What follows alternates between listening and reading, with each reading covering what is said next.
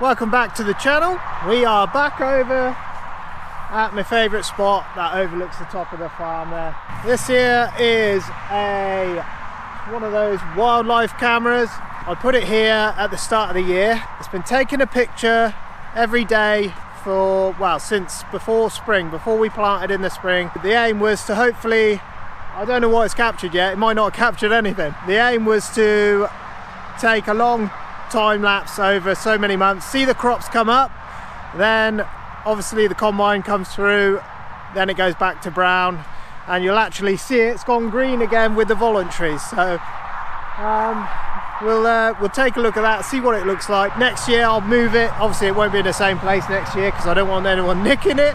I'm going to move it and put it up somewhere else for next year and see what we can capture for next year. Hopefully it's done its job. We won't know until I edit the video. Today's video is something a bit different actually. Been a busy week.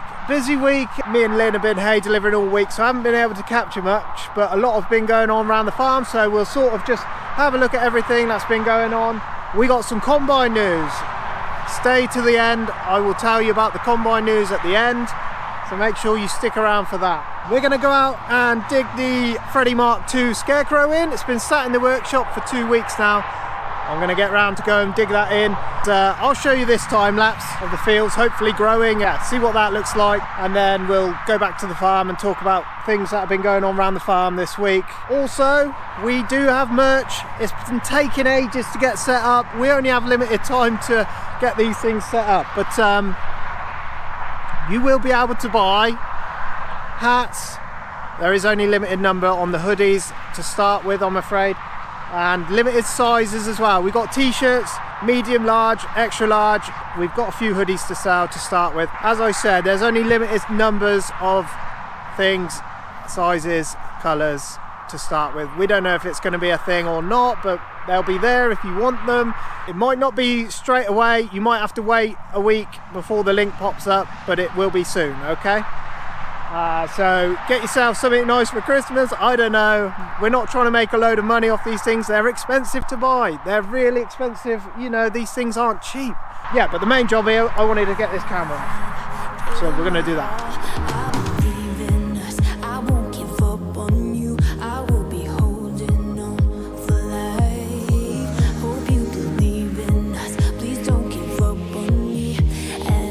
This is where we do all the milling for the barley for the calf. So what we'll do is fill this big container at the back here with oats and barley, and then it gets augered up from this pipe here all the way into this mill, and we'll fill that hopper up, and then we'll let it run through, and then down the bottom here, this is what comes out, a mixture of crushed oats and barley, and the young calves love it. And it just gives them a bit extra just to get them into better condition more quickly. And we'll give them in the mornings. We'll give them 2 bags per bunch each in the mornings. We'll take you through a morning routine. We'll do that on a good day. Once this weather goes out of the way and we get some sunny days, we'll take you through the morning routine. To get things into this big container, it's got an auger at the top there. That just comes down, and we reverse a trailer into this shed, and we'll tip it up, and this auger will take it up into this container. Very simple, easy. A couple of weeks back, the bearing went at the top there, so we had to replace the bearing, but ever so fiddly getting it all down and up and down. Got it all sorted, and then this week we started tipping some barley to go back in the container here, and then we usually would just set it at a certain speed, let it run through, no issues, but the flight actually somehow snapped in half within the auger, and then we had half a ton of corn on the floor, because luckily someone noticed it pretty quick, so we got that cleared up. Peter welded the auger, and it actually runs really sweet. It runs so sweet that you can barely hear it going now. Nobody went up and checked actually how much was in the container. It turns out it was pretty full to start with, so we had about 6 ton to go in, and then when it got to about 5 ton, that it all started overflowing, so we had about a ton to clear up after that. So it was just one of those days on that occasion. So, I mentioned in the last video that Peter would be making a special waterproof floor for in the spray container. This is a spray container. All the chemicals at the moment are in a different store. Just while we put this in, they'll be coming back in the next day. Yeah, Peter's made this out of sheet metal, pure sheet metal, all welded together. I'll show you at the end of this in making it, because it's pretty impressive. He's welded it all together and it only took him a couple of days to do it. I never got to try my hand at welding. I'm still a bit scared of it, if I'm honest. I will have a go. I will have a go. It's going to do the job. I think he said it will hold roughly around 2,000 litres, which is more than enough that's ever going to be in this spray container. And that's what Red Tractor want. They wanted that. So that's what we've got to do. We've got to keep them happy. It means no nasty chemicals can leave this container now. Yeah, we'll have a look how Peter made it, because it's pretty cool. Please give me a try.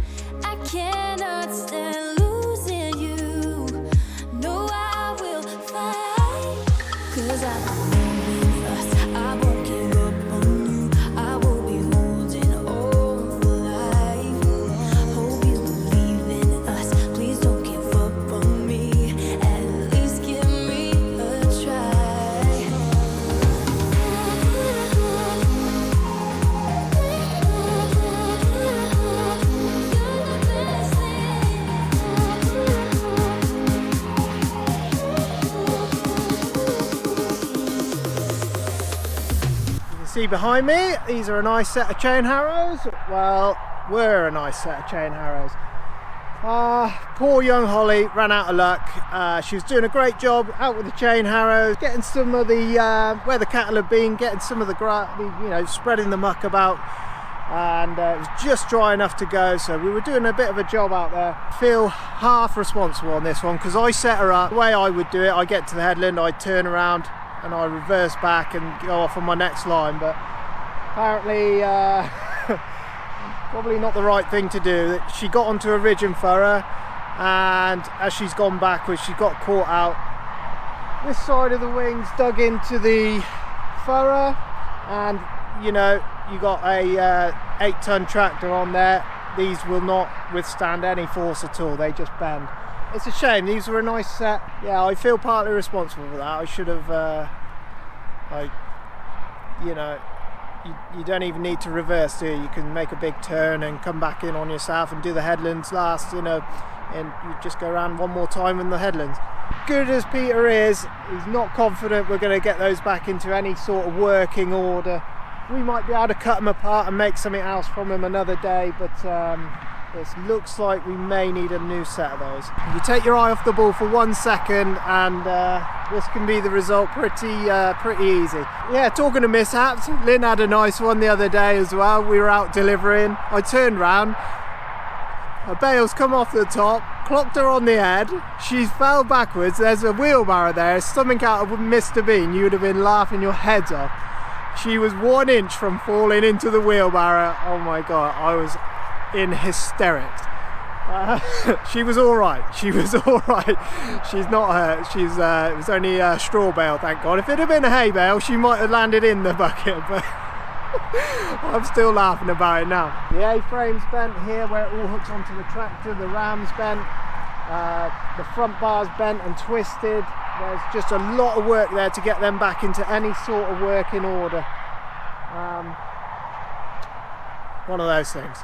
At the start of the week, we went out to go and pick up the heifers that were still out in the fields, and because it's been a warm autumn, we thought by leaving them out there that little bit longer they would actually lose a bit of weight and get into condition for calving. And quite the opposite happened actually. Because the grass is growing, they've had plenty of food, they've actually been getting fatter. So we've had to bring them in. And what we're going to do now is control their diets a little bit. They'll be going onto some barley straw. This is just some dry hay, just dry them up, then we'll change them onto barley, control what they're eating and just bring the calories down in time for January when they start calving, which is only a month away. And these guys were all with Musketeer, the new bull, so we'll see how he got on with calving this year, because he's a new bull here. We didn't have him tested. You probably should have them tested for fertility before they come. We didn't. We took a chance on him. We'll see how he does come January. These are a nice bunch actually. I think there's 18 in here, but these are kept separately only for now while we just try and strip them back a bit weight wise. Then they'll go in with the TB test. What we'll do is shove them over with the cows. They'll all get tested the same, and then we'll just leave them over there when calving starts. Speaking of TB tests, on the next test we've got to have another blood test. We're all in a bit of shock really, because we've already had 2 blood tests which culled out around 40 animals I think. Then on the last TB test we had 1 inconclusive, just 1. It had to be destroyed. The cow had to go away, be destroyed. The test came back as no lesions, which means no visible lesions for TB. And hello mate, you've come for a sniff. How are we doing? But they will always tell you that doesn't mean they haven't got TB, it just means that it wasn't showing any lesions, whatever that means. Then the farmer had a phone call and they said they wanted now to, on the next TB, they got to do a skin test, TB test, and they're going to do another 3rd blood test. And you know, this is crazy. To say the farmer's annoyed is an understatement. Every time they do a blood test, they're going to take 10%. So we are going to lose between, you know, anywhere between 10 to 15 cows guaranteed are going to be culled out again. And if they take the cows, it's just shortening our numbers every year. We usually have 120 cows. We're down to 80 at the moment. 98 with these bunches here. And it's, I have to get the farmer to talk to you about it, because it's insanely difficult, and they're making it very, very difficult for us, and they're getting nowhere with it. And this blood test, apparently it doesn't just look for TB, so the cow could have just an abnormality. Try saying that 3 times. If it shows up in this test, even though it's not TB, they'll still take the cow and destroy it. Then the mad thing is, they'll say, oh well, you're going to get compensated for it, which is fair enough, but they only give you 2/3 of what the cow's actually worth. So there's money being crossed somewhere, and it's, in my eyes, it's a scam. I actually think the whole thing is a scam. You got a cow here worth £1,000 and they're only giving you 700 for it. Where's the 300 going? Because the meat's going into the food market regardless. So where's that extra £300 going? Into somebody's pocket. So that it is very frustrating for us with the TB, and to get 1 inconclusive and then get a blood test straight after, that's we're all a little bit shocked by that. But that's, you know, this subject is for the farmer to talk about, not me. I'm not experienced enough to tell you enough about it. It's a sore subject around the farm, I can tell you that. We're back over with the cows. Man came with his scanner. I'll show you a picture. He's got a backpack on with some goggles and an ultrasound scanner. Puts the scanner into the cow and checks them all to see if they're in calf or not. I think out of 80 cows we had 11 not in calf. Not uncommon to get some, you know, it shouldn't be that high, but it can be. And there's lots and lots of different variations that go into why a cow doesn't get into calf. From the bull, all the way from when she had the calf, did she have enough time to get back in bull, because we have to take the bull out by a certain time, because we don't want to be running calves past May. So we take the bull out first week in August. That way, when it comes to calving, we don't go past May. We know once we get to May, that's the sort of time we should be finishing calving. What you will find, the farmer tells me, the young ones, the first time calvers, when they first have a calf, the next year it is quite common that some of those will not get back in calf again, because when the cows have a calf, the calf is taking milk from her, they're always dragging the cow back down. Now, there's lots of variations of why the cow might not have a calf. And what the farmer will do now is look at the cows that aren't in calf, decide how old they are, because if they're very old, it might be the case that they're getting towards the end of their lifespan, and they might have to be culled out of the herd. He'll go through the information and check it over and see what's what there. What we like to do is make sure that, you know, they're in prime condition. We give them these Dallas Keith mineral buckets, and they're always in on those. They love those. We try and do our best. We try and keep them in top condition as we can. We give them everything they need. We aim for about 100 calves every year. If you checked out the freeze branding video, I put a link up to the video up here somewhere. You can see on the back of the cow there, the farmers, you can see on every one, they got a white number, and that's from where we freeze branded them. But when their hair grows, you can't see the numbers very clearly. So when they came through the crush as well, we quickly trimmed off the number. You can see the number nice and clear now. And in a month's time, that's going to be very handy to us when they start having calves, because it's quite tricky to read their ear tag numbers. It's easier to read their bum numbers than it is their ear tag numbers. It won't be long before we're having a few calves around here. And you know, the year's getting on. The days go nowhere this time of year. You know, you get into work, you litter up the cows, you do a couple of jobs, and then it's dark again. You can't get on with them, nothing. But that's the way it is. This is winter time. Yeah, these guys have all had spot on. They've all been done for fluke. They've all had their copper bolus. So we've only got that bunch over there to do for that. Here is Musketeer. Now, I showed you a picture of him this week on Instagram with his tongue out. And you can see him behind me. I don't know if he's doing it now, but we're not sure whether he's got something stuck at the back of his throat there, because he seems to be doing it quite a lot. You can see him behind me.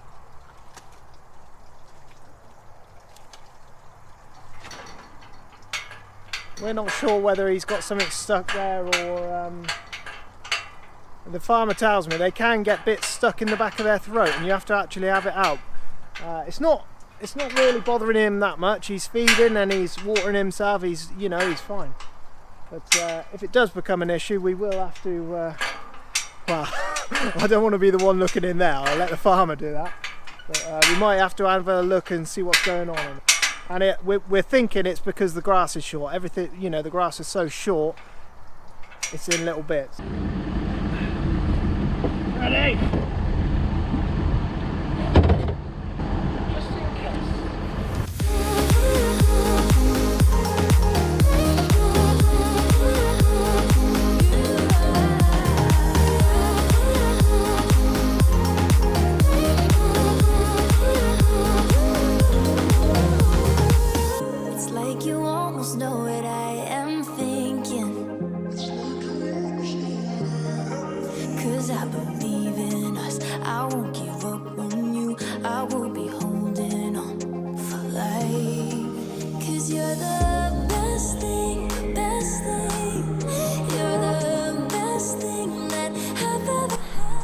Right, here he is.